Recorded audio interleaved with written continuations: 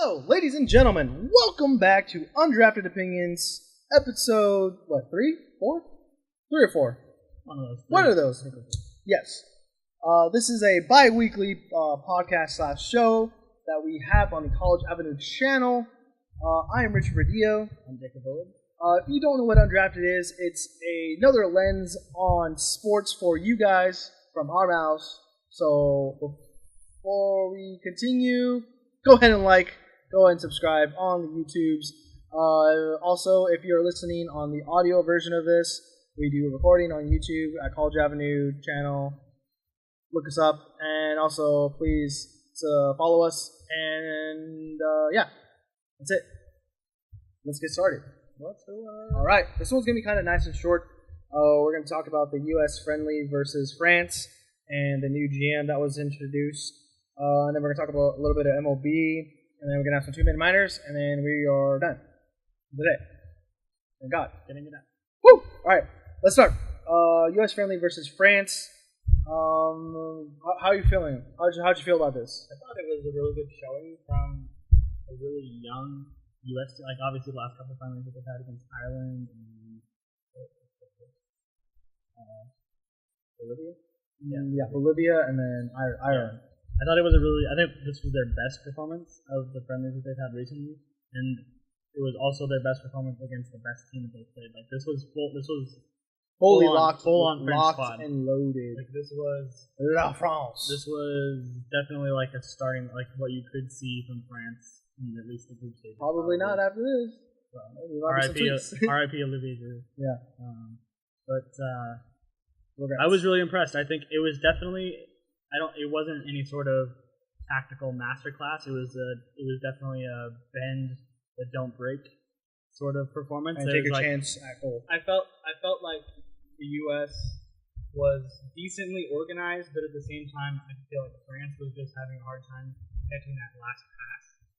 I don't know that necessarily we were like that great defensively, but it seemed like every time France looked like they're like 1 or 2 passes from breaking through, like kind of just.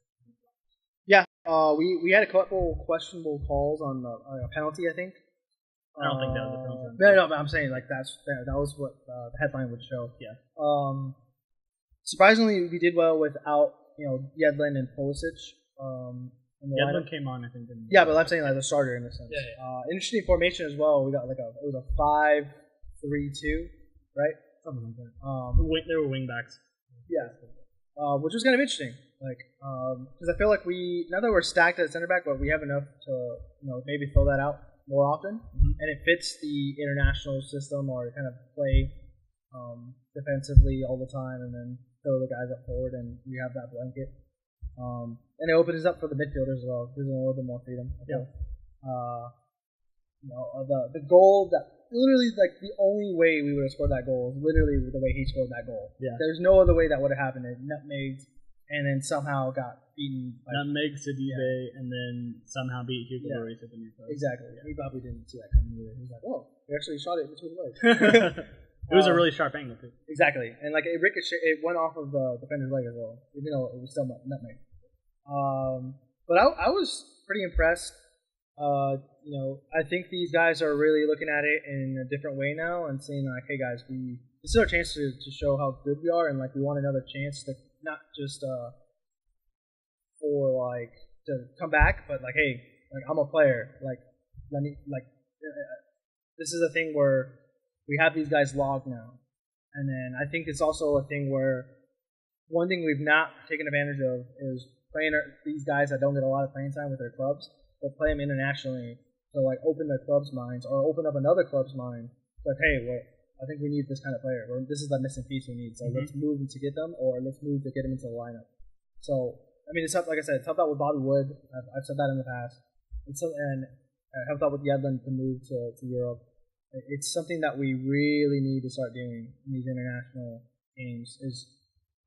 It's nice to give those guys the reward of having a good season, but the guys are not having a good season, but we know they have the potential to play well, and we need to start opening up those doors for these guys so that the clubs start to wake up like, hey, he's not just this little American kid on our team.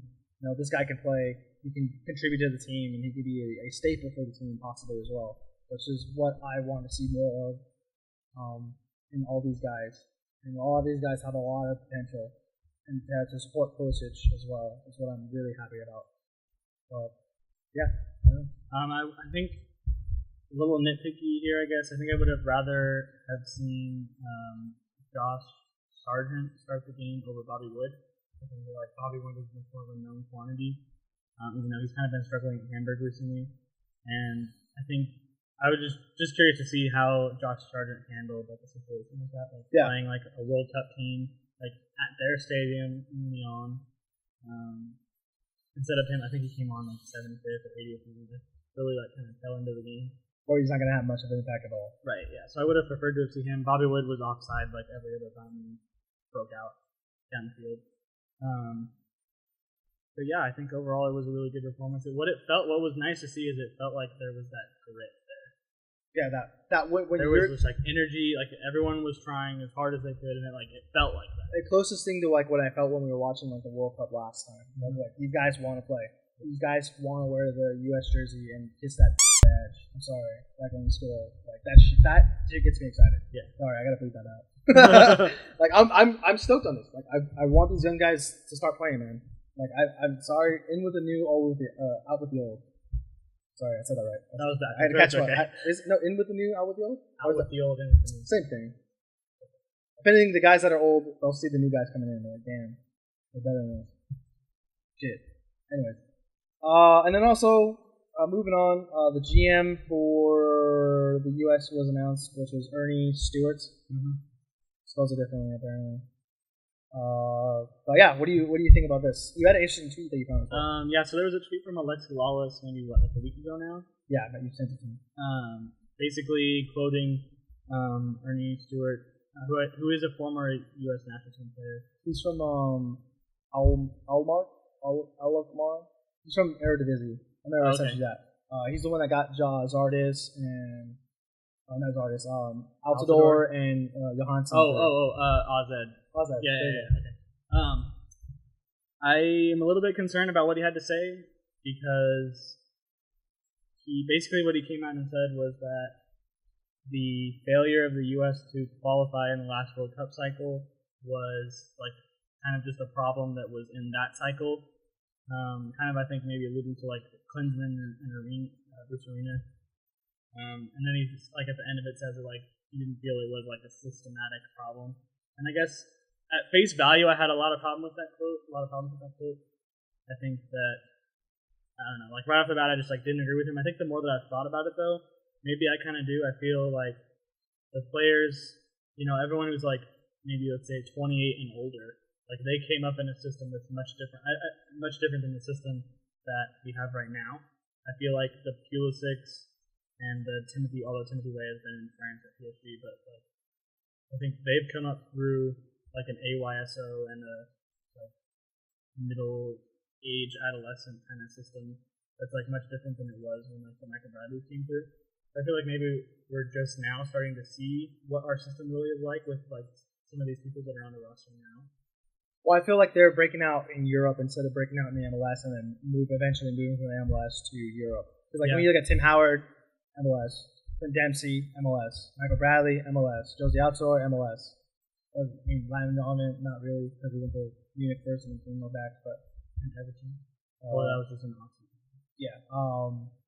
So I mean, that makes sense. That the more I think about it too, I can agree with that. But it's still. Let's prove that then. I would say let's prove that you're right, or some of that is right, and we're somewhat wrong. But take the criticism because that comes with the job. So it goes back to when before this we were talking about E3 stuff. Deliver. Yeah. Then don't just show us something or say something. Deliver on it and prove that we were wrong. Another thing that concerned me a little bit was that he did an interview with Taylor Twellman on the MLS Rewind on the ESPN Plus or whatever, and basically he said that he was going to be the one that dictates style of play, and like that was a little bit of an interesting thing to say. Maybe he just meant that and also he's not responsible for directly hiring like whoever they bring in as head coach either. Like he makes a recommendation to the board. And so he doesn't necessarily have. I mean, I guess I would like to think that the board would like trust him if they gave him this position. Take his influence seriously. Right. Or, Yeah. Heavy. But it was really weird him saying like the GM saying that. I almost feel that like either what he meant is that he's gonna go find a head coach and they're gonna like agree on a style of play. But on the other end, I feel like if he comes out and says that, like that might deter some people from that job because they're not going to have the freedom that they do. I agree. I can see that. But hopefully it's a guy that, like I said, that fits his style of play. Yeah. In a way to where like it works out for everyone. But yeah, let us know about the hiring. Let us know about. We've got 4 years to figure out. Yeah. Let us know about the friendly game, what you guys thought, how we did, your favorite performance. Yeah, let's keep moving on. We are going to talk about our MLB discussion. We'll have a segment what it's called. We're going to do this a lot for the rest of the year, basically. Yep. Let's go into the standings. You want? I told you were going to take this away on us. Until I get to the very end. Yeah. I think the two biggest standouts at this point of the season, as far as the standings, probably like the first place teams anyway, are definitely Milwaukee and Seattle. Seattle is surprising a lot of people with like how consistent they've been for a period without D. Gordon, and then they traded for Denard Span obviously, and then being without Robinson Cano. I don't know. There's some if you kind of dive into the deeper kind of analytics level statistics, there's a lot of red flags when it comes to the Mariners, like run differential and stuff like that, and they lead the league in like 1-run wins and like all sorts of things all sorts of things that. Like that don't project anyway to be sustainable, but like they're racking up W's. That's really all you can ask for. Yeah, basically like a no-name pitching staff, which is Paxton.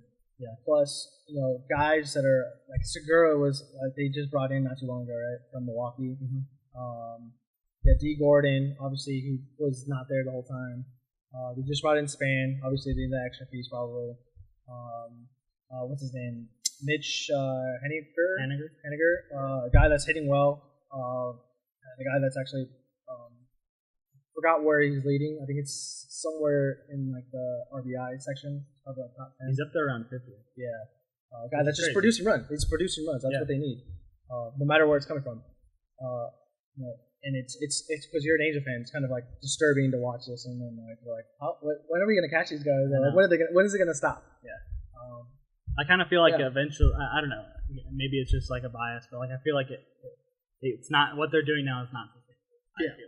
But, I mean, I've been saying that for the last like month now, and here we are. Yeah, exactly. And the Mariners are still in first, like we're almost halfway through the season, and like the Mariners are still in first place. And then going to Milwaukee, like with what they got with Shaw, Kane, and then there's another guy I'm blanking off on. But the bullpen, keeping them basically securing wins and then getting them out of bad situations. Yeah. So yeah, it's good to see them as well because like you got the Cubs and the Cubs are coming now. Cardinals, yeah, they're coming back. They're playing the series right now too. Yeah, which is the big series. And then you already said the Pirates already done, and the Reds. I think the Pirates are done. Yeah. But yeah, that's an interesting division. I mean, like that's a 3-team race at the moment. Mm-hmm. But those other 3-team races as well, obviously with the AL West, NL West, and then NL East. Moving off to what's the most disappointing, I guess you would say. Probably the Twins. I think the Twins are someone that most people definitely had like at least challenging for a wild card, and it's definitely possible that they still are. But like the Angels are the first team out at the moment, and they're 7 games over, and the Twins are 500. So I mean, they're like 6-7 games back of the Angels, and the Angels are like 4 or 5 games back of I guess the Astros at this point, because like Boston has the first.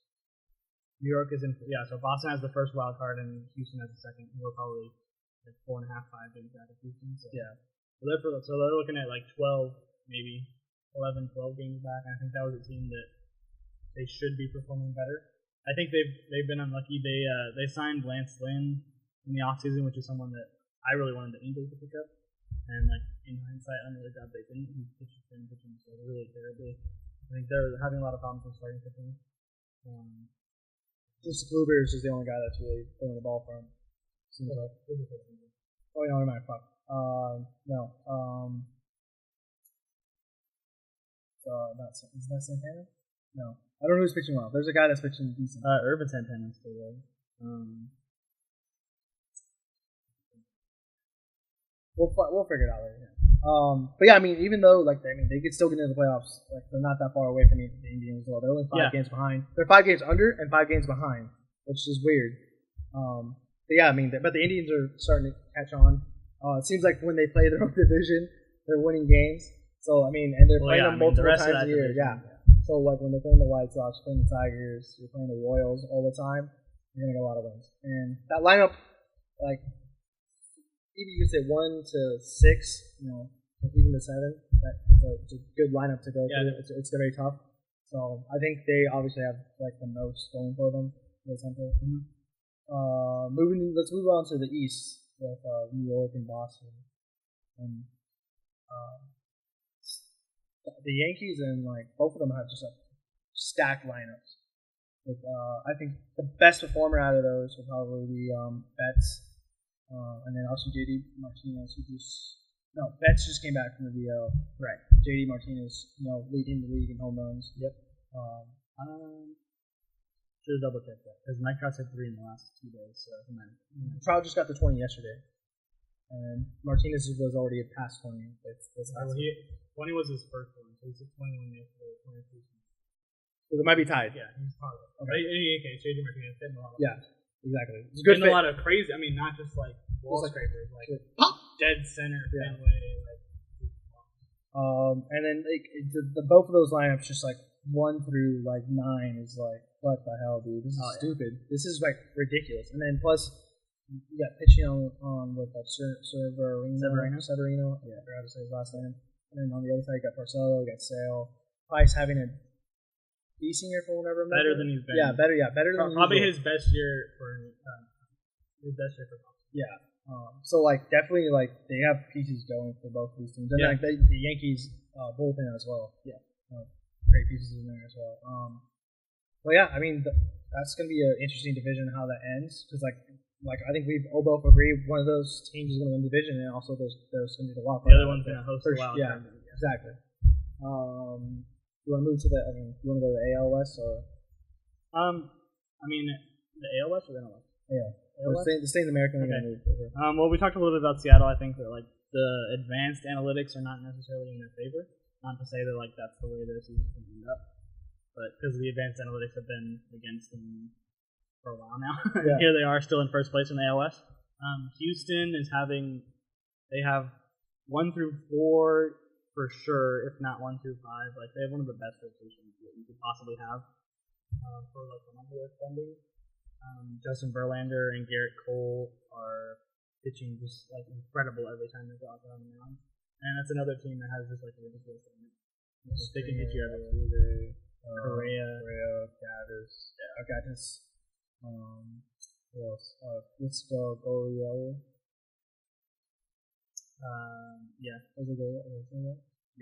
And then Bregman. Definitely good lineups. Scary to watch. I think it's interesting to watch these kind of games when these teams are playing each other. It's more entertaining. Definitely this year. Yeah. Alone, like you get a feel of like something. This is gonna be a good postseason as well, not just a season as well. Like they're just great teams. Yeah. You know, there's a lot of teams. There's a lot of bad teams, but there's great teams. A lot of good young players on those great teams too. Exactly. And just to finish off the ALS, like the Angels, they are having problems closing out games that they're leading, and their offense seems to be pretty hit and miss. It's kind of either they score like 7 to 10 or they score or less. Yeah. So because they've been losing a lot of games where they've got good pitching and then winning games and just like offensive success, it seems. I don't know. Like they're having problems out of the pen. They lead the league in like blown leads in the 8th inning or later. They already lost the first. They're in Seattle right now, and like the last time they were in Seattle, they lost 2 games like late. They ended up losing the game. So that's been really frustrating this year. We don't have a closer. I don't think we probably have anyone more than like 3 of those saves. But they're hanging in there. I mean, they're 7 games over right now.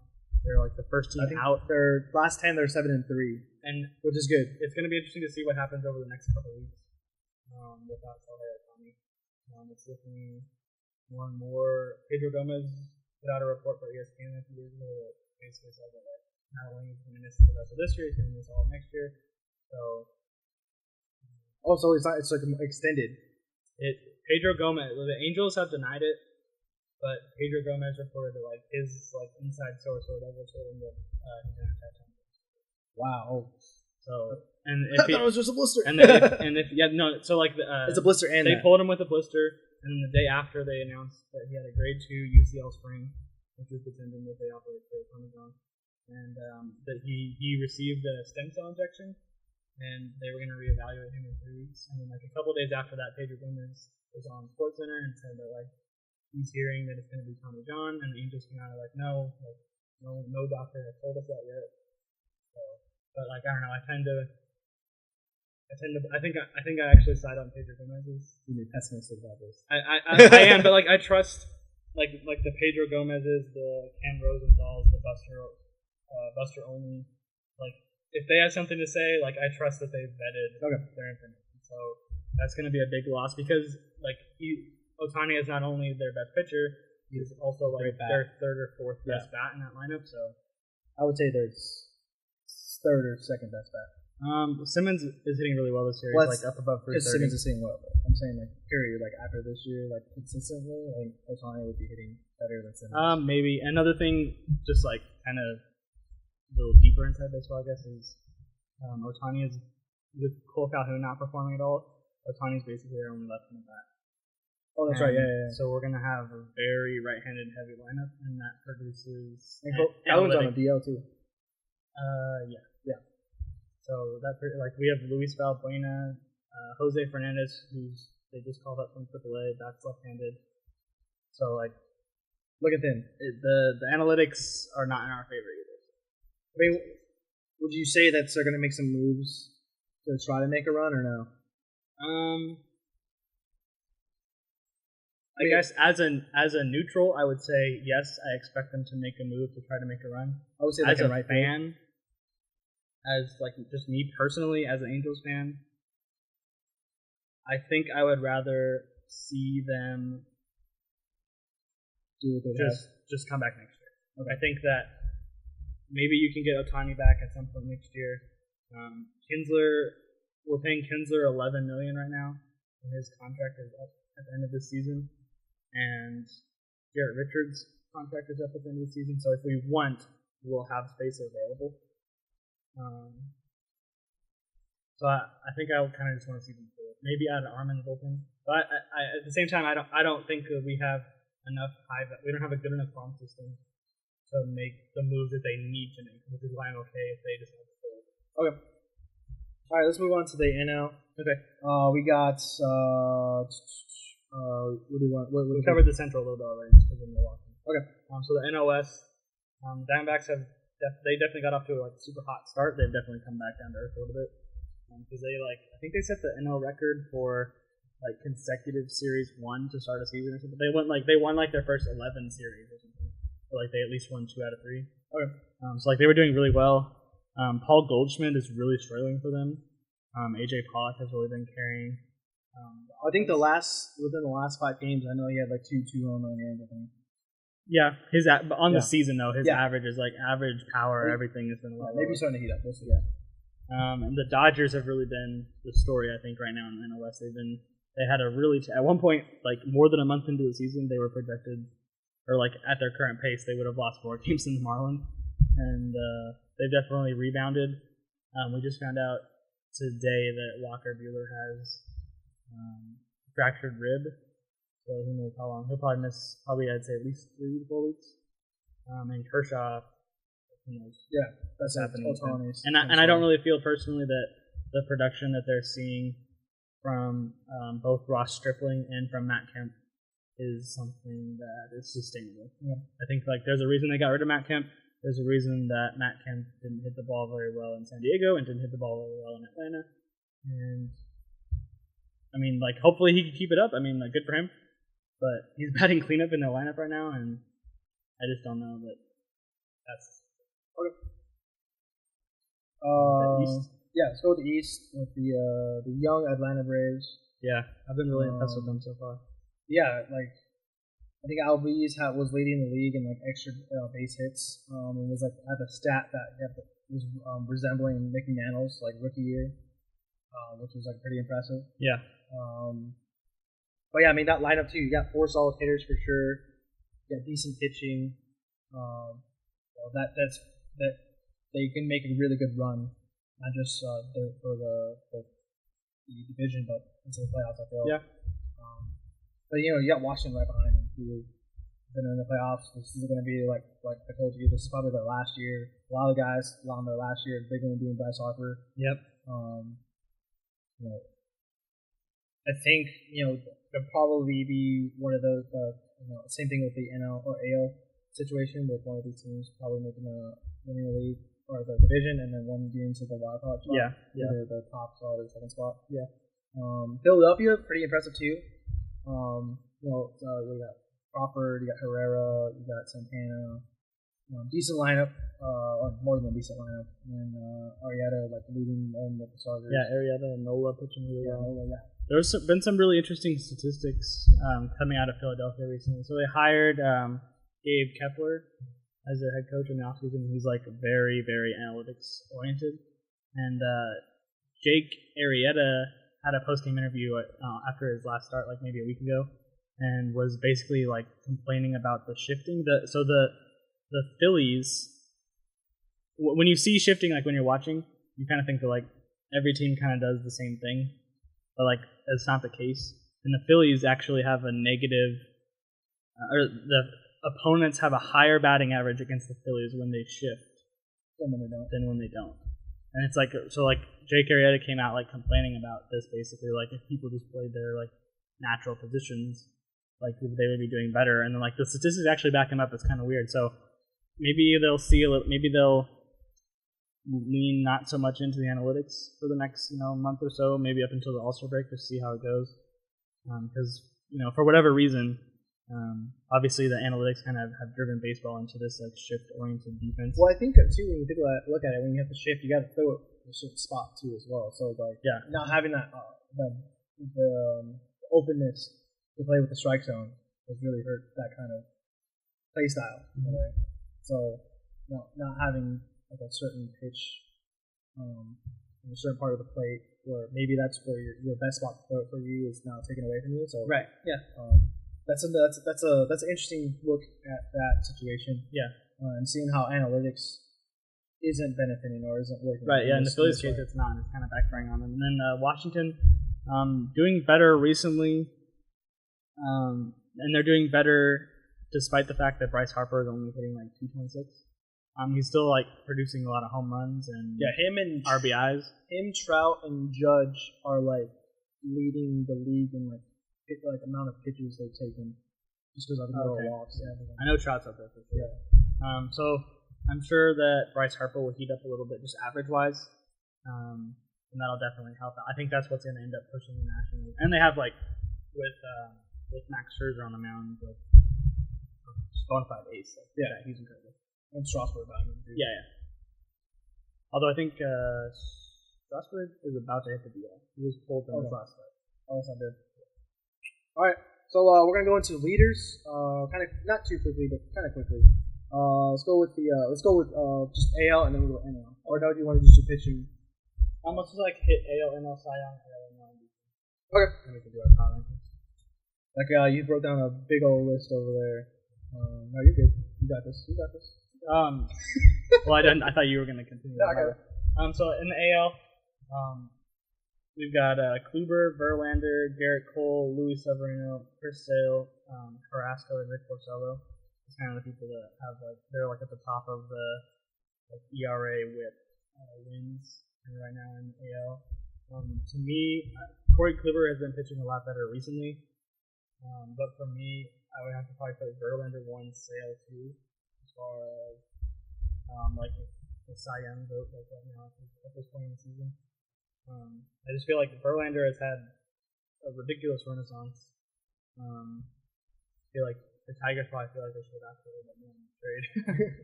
And then Chris Sale is just striking out people for fun. So obviously, like I said, Kluger's been pitching really well of late, but we're really hurt. Yeah, and it's interesting to look at like what this kind of reflects on what the team, how good teams are doing too as well. I mean, I think Paxton would probably be right out, not that far behind all these guys as well as like teams that are leading. I mean, you have 2 Indian guys, you have two Red Sox. There probably is another Two Houston too. Yeah, probably 3 or 4. Yeah, not too far behind with Keuchel and Lance McCoy and yeah. So it's kind of interesting to look at that, and then it really resembles like how important pitching is in the league. Yeah, especially for the American League, because like when we look at the National League now, there's a lot less of a standouts. You got Strasburg, Noah, Michael Wacha for St. Louis, Jacob deGrom, and Noah Syndergaard. I feel like Syndergaard and deGrom, it's really impressive that they've done what they've done. deGrom, like I'm watching that Yankee game and how he got, I think it was the 6th inning, how he got out of that inning. Even though I know they lost the game, but that felt like a really good, like yeah, like that's what I was gonna say, like what they're doing. Despite the fact that the Mets are trash. Yeah. Well, I mean, I think they have like the most guys on the DL, and like they're the 3rd oldest team as well. That's like no bueno. Yeah. And like guys are just not hitting. And Cespedes out of that lineup. Like you look at the statistics, like with him out, like man, it's that like it'd be like if like the Angels lost Stroud, or like if what's another player, like Lindor coming out. Machado in Baltimore. Yeah, Machado in Baltimore, like that. Those teams would be just like. They're losing not just an arm and a leg, but they're probably losing half the body. Yeah. So as far as pitching in the NL, I think Scherzer is like 100% absolutely the standout. Yeah, he did not too long ago. I think so. I would put probably Max Scherzer 1, Jacob deGrom 2, and Nola I think maybe 3. I think what he's done in Philadelphia, giving a lot of support to Arrieta, has been good for that team and keeping them afloat. Yeah, man. Maybe that'll be the difference on maybe them getting to that 2nd or even top spot. You never know with the Braves, because I think Acuna got hurt not too long ago. So yeah, I think the Braves in general. It's although the Phillies are pretty young too. Yeah. And it's hard to trust young teams. They're just the Braves have been remarkably consistent with their young players so far this year, and they have some really talented young players. But they always feel like what happened to Aaron Judge after the All-Star break last year. Like he went into just like an absolute terrible slump. Yeah. So that's always the risk with like younger players, and when your team has so many of them, you run the risk of like 2 or 3 even having a stretch like that simultaneously, and all of a sudden like you're losing your team. So, then we'll look real quick at like the current MVP like kind of front runners. So in AL, Mike Trout is leading the league in WAR, and tied probably, or him and JD Martinez are pretty close up there in home run. Mookie Betts is absolutely raking for average in Boston. Lindor and Ramirez in Cleveland, and then Manny Machado in Baltimore. Again, like Machado is another one where it's like there's no one around him. Like Adam Jones is, and he's still hitting that. He's still hitting that ball. Yeah. Pitcher's like, dude. There's no one else in that. There's no one else in that lineup. Like, yeah, because I think Davis is irrelevant. Yeah. I think he's he's easily have his worst season. Yeah. So I think as well, Trout is on pace to have like the best season of his career. But I think if Mookie Betts can keep up what he's done so far, I think that there's not really going to be a way to dispute having him as the AL MVP for me anyway. And then in the National League, there's Albies and Freddie Freeman from Atlanta. I put Harper on here, but he's only hitting in like the low 200s right now. But he'll probably come around. Brandon Crawford in San Francisco, and Nolan Arenado in Colorado. I think I would give it to Freddie Freeman. Yeah, he's in the ball really old. Yeah. And he's not that old. Yeah, and he's like kind of like he's basically, I feel like he's like a really solid leader on that team. Yeah, he's like born and bred on the Braves right now. It's been a really exciting year. A lot of young names on the list. I kind of feel like I feel like we've known like the Trout, Harpers, Machado, Arenado for the last like 3-4 years. But I feel like we have had like a really great young player. Yeah, I think we'll probably get like a Rizzo and a Bryant that'll probably sneak up on that as well. Probably. Just gotta keep that up. Yeah. All right. So you want to go through power rankings? Let's go through your power rankings and we'll look at MLB. I don't have one, so let's go with the MLB first. Okay, fine. I don't want to. All right. So I'm gonna do MLB tweeted out their power rankings. They got New York, Houston, Boston, Chicago Cubs, and the Nationals at 5. So 1, 2, 3, 4, 5 is what I ordered. Sorry, I probably should have said the numbers. But Jacob's gonna tell it is, and why it's way better. So I have the Mariners at 5. I think that you just can't deny that they keep winning games. We've talked already for a few minutes in this episode about how the statistics are not in their favor as far as being able to continue that. But like at the moment, they're leading the AL West, which for a while had 4 teams that were over 500. So I mean, they're coming out of a slugfest. Like every game that they play is in the division anyway is like really difficult, and like a lot of them are really close games. So to see the Mariners up top, although we'll get to Houston, but I think the Mariners, like, you can't deny what they've done. I have Chicago at 4. They're really the only team on this list that got off to like a slow start. I guess the Yankees had a rough couple weeks, but the Cubs didn't have a great start to the season. They're really starting to heat up. I feel like what would really put them over the top is if they could get the production of Yu Darvish that they expected when they signed him in the offseason. Lester's throwing well. Anthony Rizzo's not hitting as well as he can at the moment, so that's another thing. But Javi Baez has really been playing really well for them. A lot of run production out of them. Yeah. So I have the Cubs at 4. I have the Yankees at 3. I believe the Yankees have the best record in baseball, but I have them at number 3 only because I feel that they have their lineup is so tilted towards power, like with Greg Bird, Gary Sanchez, Aaron Judge, Giancarlo Stanton. Like there's so many just like pure power hitters that they're gonna run the risk of having a cold streak. Like none of those guys hit for high average. In fact, Gary Sanchez is he's being sat for the next like 3 games, basically. Yeah, he's not hitting very well. I think it was at like 3 and like 40 or something like that. Yeah, and Didi Gregorius got off to like a ridiculous first month of the season and like a terrible second. Yeah, like couldn't hit the ball out of his lung. So like that's the risk that you run with like high power numbers. Is that like they have a low batting average and like if you just kind of trend the wrong way for a couple weeks, like more towards strikeouts than home runs, you can really see a decline in production, and you lose kind of your protection behind each hitter if like one guy. You know, if Giancarlo Stanton like starts striking out every other at bat, like he basically does it. It's just it's a game, like a risk in the game going for like platinum home runs. I feel like what could hold them down is they don't have anyone on team that's for average. It's like prominent, which is why they're number 3 for me. 2, I have the Houston Astros. They're in second place in the West, but they have an incredible pitching staff, and I think the best 1 through 9 batting order in baseball. And they had obviously they won the World Series last year, and then they added Garrett Cole to that team, and without really any major subtraction. So I really think that when push comes to shove, Houston will be one of the strongest teams. They are one of the strongest teams right now, but they're not even playing as well as they can at the moment. And then number one, I have Boston. I think what puts Boston up there for me is the Benintendi and Mookie Betts. They're hitting for average, and then they're combining that with the JD Martinez and such, hitting for power to knock those guys in.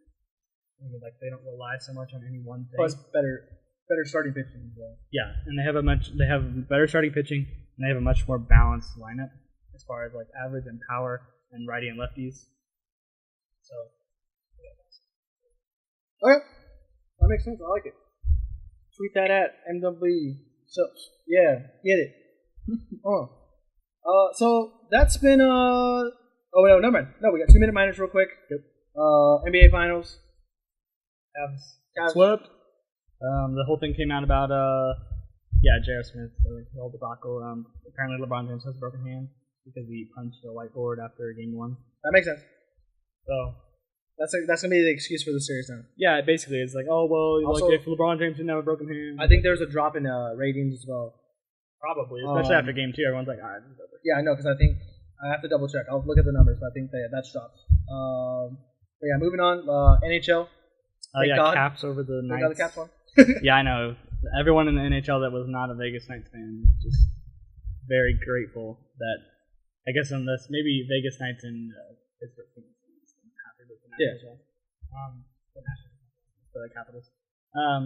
Yeah, I'm really happy for Ovechkin. It's been pretty crazy seeing like their celebrations over the last like 3 days. Like there was a thing on High Noon about like they were questioning like how long it's been since Alexander Ovechkin has been sober, because like he's just been doing like crazy things, like drinking out of the cup and like going to like party. He was like in some fountain in New York, like swimming with fans or whatever, like just doing all kinds of crazy stuff. Hey man, he's earned it. Yeah, I mean I'm really happy for him. He's probably one of the like best athletes in the major sports that didn't have a title.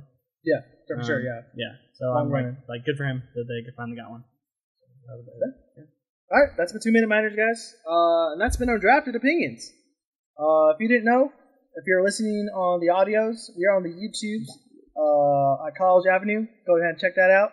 And if you are there as well, go ahead and like and subscribe, and then go ahead and like on the audio as well.